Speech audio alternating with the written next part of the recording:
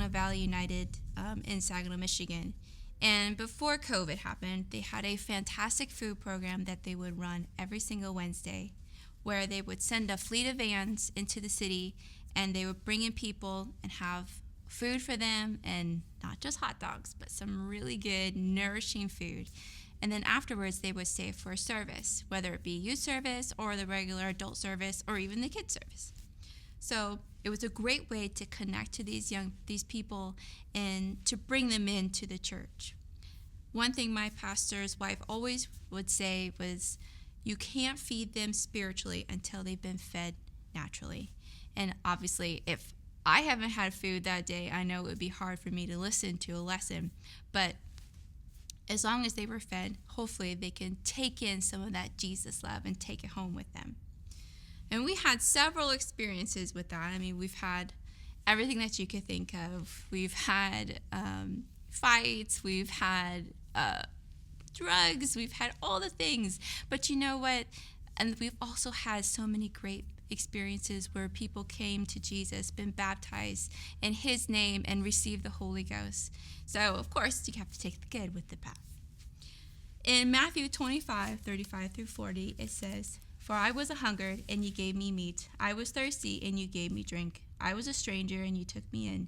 Naked, and you clothed me. I was sick, and you visited me. I was in prison, and you came unto me. Then shall the righteous answer him, say, Lord, when saw we an hungered, and fed thee, or thirsty, and gave thee drink? When saw we a stranger, and took thee in, or naked, and clothed thee? Or when saw we sick, or in prison, and came unto thee? And the king shall answer and say unto them, Verily I say unto you, inasmuch as you've done it unto one of the least of these, my brethren, you have done it unto me."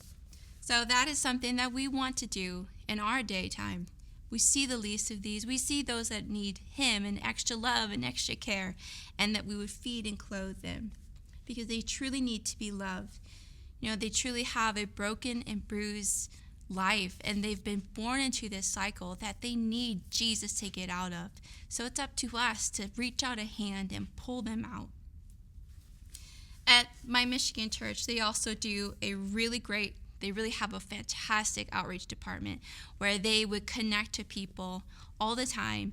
And one way that they do it is they partner with a organization that has furniture that was donated to the community.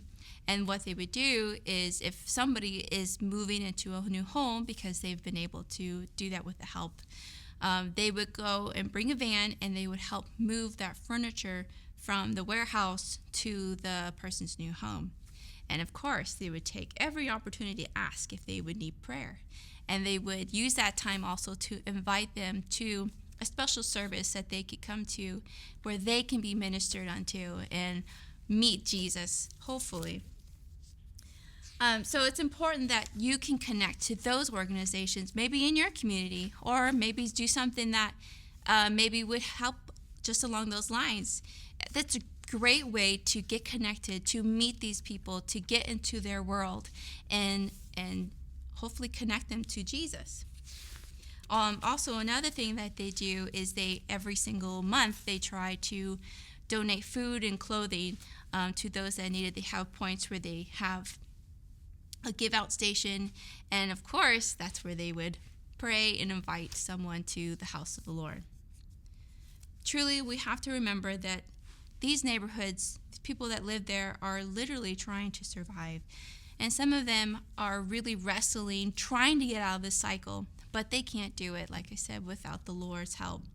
And there's so many examples that I could give you, of the time that we worked in Saginaw, that we would have people that would come that just narrowly just escaped death and are just trying just to survive. But they need Jesus, and they need some necessities. So it's important that you get connected and you stay connected. Let them truly know that you care and that Jesus cares through you. We have to understand that each life, no matter how bruised, how broken, how shattered, every life, every soul is worth every single effort that we can make. So even if it's just for one person, it's so worth it. Even if you spend years and so many hours trying to reach somebody, even if it's just for one, it is so worth it.